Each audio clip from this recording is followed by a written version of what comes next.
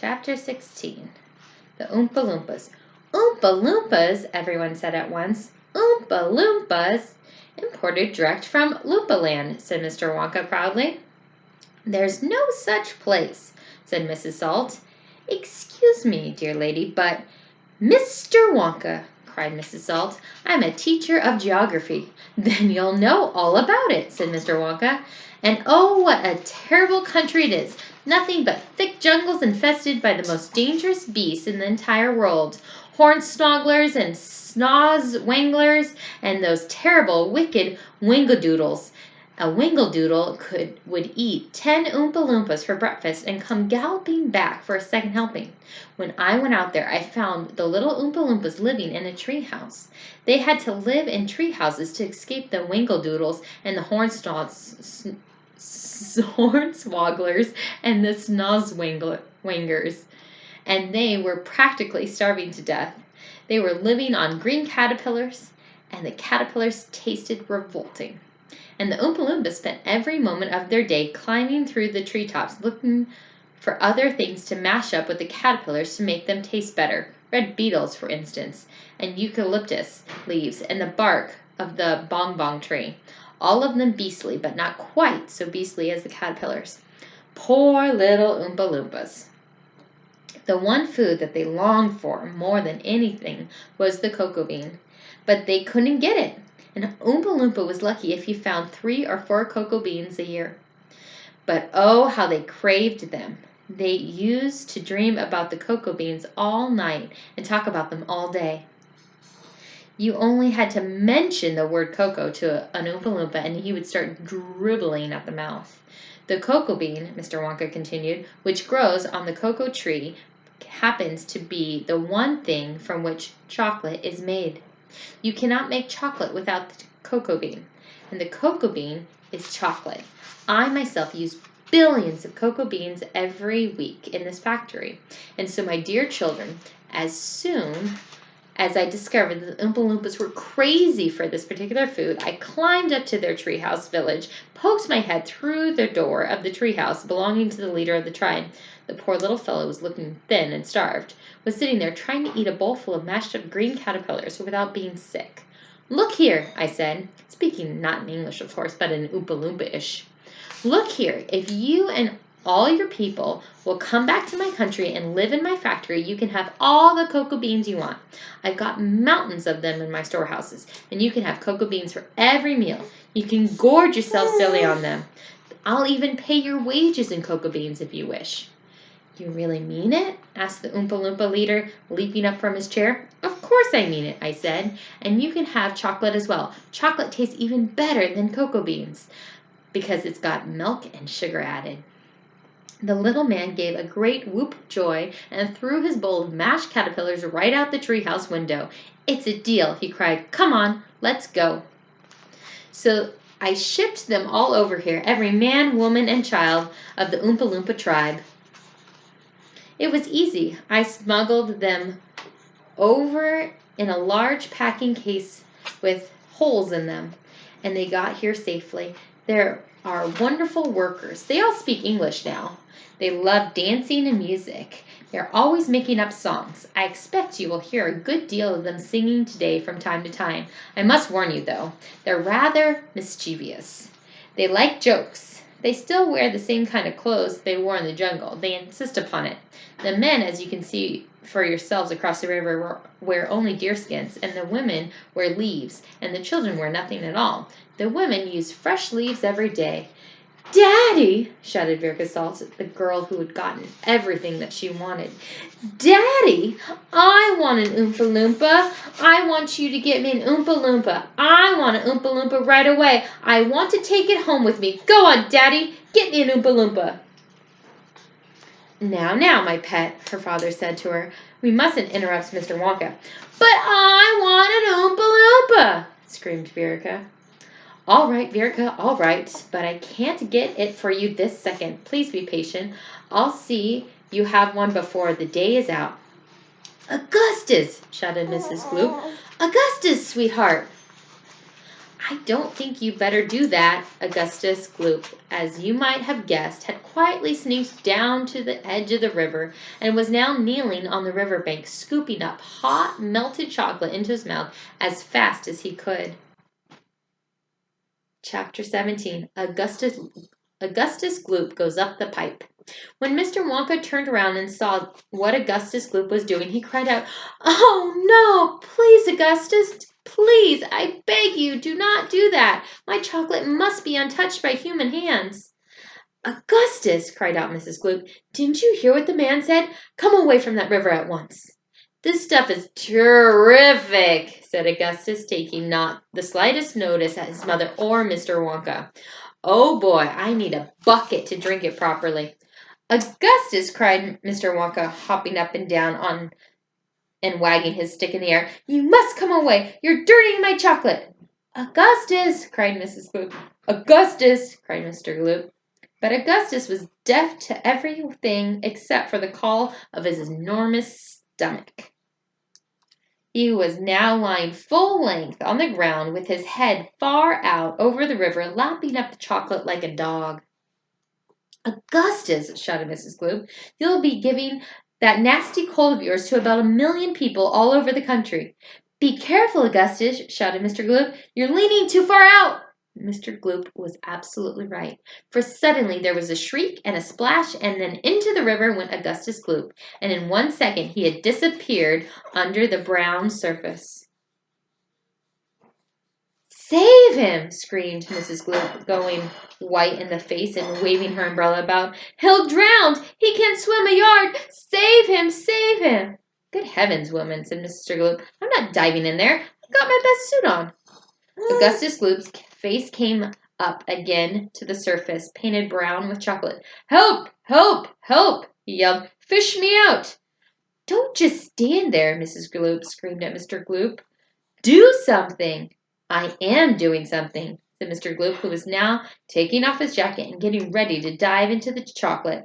But while he was doing this, the wretched boy was being sucked closer and closer towards the mouth of one of the greatest pipes that was dangling down from the river. Then all at once the powerful suction took a hold of him completely, and he was pulled under the surface and into the mouth of the pipe. The crowd of the riverbank waited breathlessly to see where he would come out. "There he goes!" somebody shouted, pointing upwards, and sure enough, because the pipe was made of glass, Augustus Gloop could be clearly seen shooting up inside it, head first, like a torpedo. "Help! Murder! Police!" screamed Mrs. Gloop. "Augustus, come back here at once! Where are you going?" "It's a wonder to me," said Mr. Gloop, "how that pipe is big enough for him to get through it." "It isn't big enough," said Charlie Bucket. "Oh dear, look, he's slowing down." "So he is," said Grandpa Joe. "He's going to stick," said Charlie. "I think he is," said Grandpa Joe. "By golly, he has stuck," said Charlie. "It's his stomach, that's what's done it," said Mr. Gloop. "He's blocked the whole pipe," said Grandpa Joe. "Smash the pipe!" yelled Mrs. Gloop, still waving her umbrella. "Augustus, come out of there at once!" The watchers below could see the chocolate swishing around the boy in the pipe, and they could see it building up behind him in a solid mass, pushing against the blockage. The pressure was terrific. Something had to give. Something did give, and that something was Augustus. Woof! Up he shot, like a bullet in a barrel of a gun. "He's disappeared!" yelled Mr. Gloop. "Where does that pipe go? Quick, call the fire brigade!" "Keep calm!" cried Mr. Wonka. "Keep calm, my dear lady. Keep calm. There is no danger. No danger whatsoever. Augustus has gone on a little journey, and that's all. A most interesting little journey. But he'll come out of it just fine. You wait and see." "How can he possibly come out of it just fine?" snapped Mrs. Gloop. "He'll be made into marshmallows in 5 seconds." "Impossible!" cried Mr. Wonka. "Unthinkable, unconceivable, absurd. He could never be made into a marshmallows."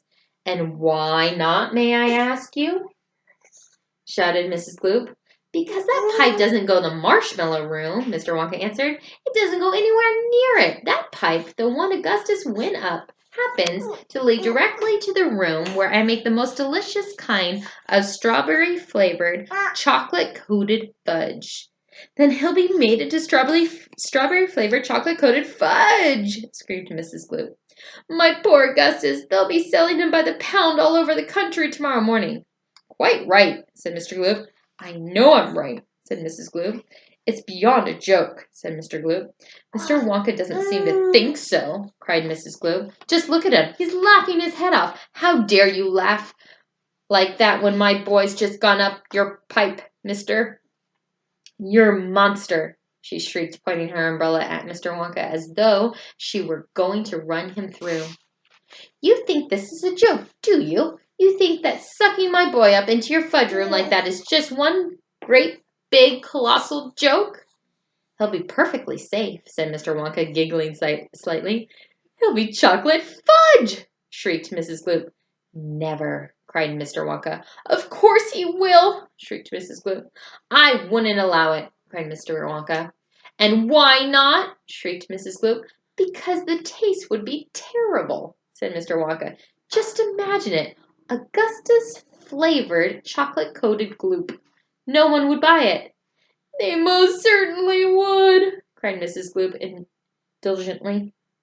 I don't want to think about it, shrieked Mrs. Gloop. Nor do I, said Mr. Wonka, and I do promise you, madam, that your darling boy is perfectly safe.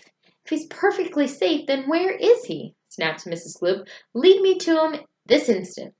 Mr. Wonka turned around, clicked his fingers sharp, click, click, click, click, 3 times. Immediately, the Oompa Loompas appeared as if from nowhere and stood behind him. The Oompa Loompa bowed and smiled, showing beautiful white teeth. His skin was rosy white.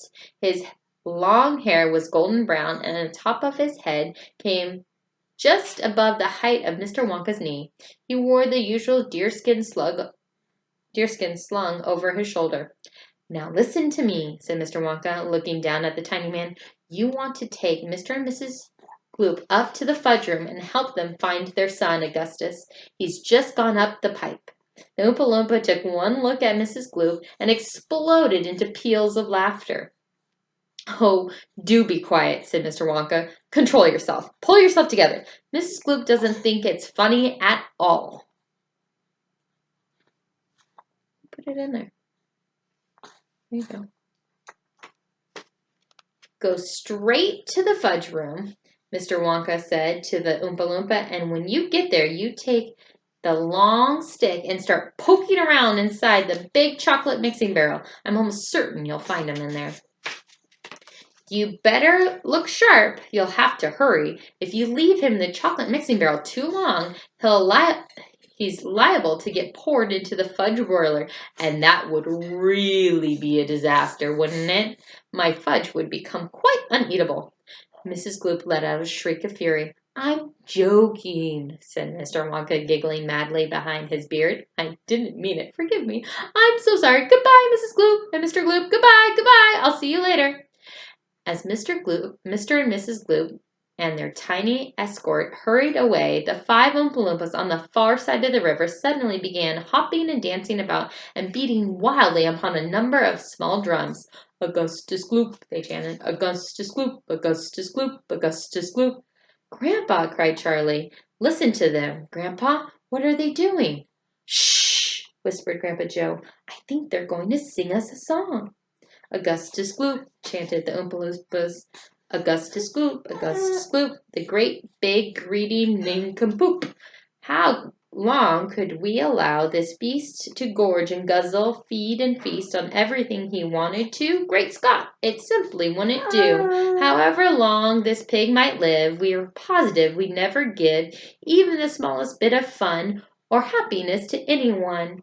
So what we do in cases such as this, we use the gentle touch, and carefully we take the brat and turn him into something that will give great pleasure to us all. A doll, for instance, or a ball, or marbles, or rocking horse. But this revolting boy, of course, was so utterly vile, so greedy, foul, and infantile, he left the most disgusting taste inside our mouth, and so in haste we choose a thing that, come What may would take the nasty taste away. Come on, we cried, the time is ripe to send him shooting up the pipe.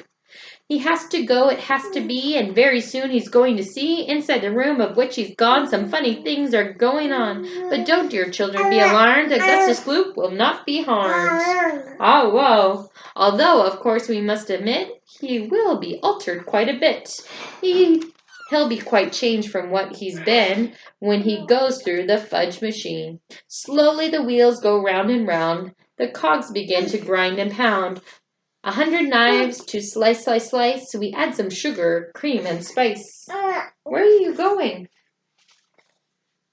We boil him for a minute more until we're absolutely sure that all the greed and all the gall is boiled away for once and all. Then out he comes, and now by grace the miracle has taken place. This boy, who only just before was loathed by men from shore to shore, this greedy brute, this lousy ear, is loved by people everywhere. For who could hate and bear a grudge against a luscious bit of fudge? I told you they love singing, cried Mr. Wonka. Aren't they delightful? Aren't they charming? But you mustn't believe a word they say. It's all nonsense, every bit of it. Are the Oompa Loompas really joking, Grandpa? Said Charlie. Of course they're joking, answered Grandpa Joe. They must be joking, or at least I hope they're joking, don't you? What are you doing? Are we going to stop there after the Oompa Loompas? We'll wait for chapter 18, Down the Chocolate River. Kick, kick, kick. Can you say goodbye?